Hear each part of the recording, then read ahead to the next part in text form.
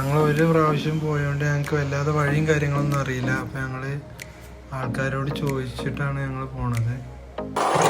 അങ്ങനെ നമ്മൾ കുളത്തിൻ്റെ അടുക്ക് എത്തിയില്ലേ. ആണ് കുളം.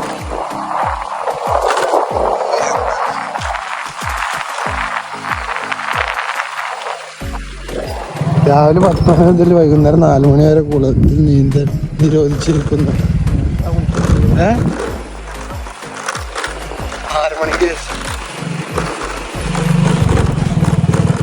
അങ്ങനെ കുളത്തിലെത്തിയിരിക്കുകയാണ്. നല്ല വലിയ കുളമാണ്.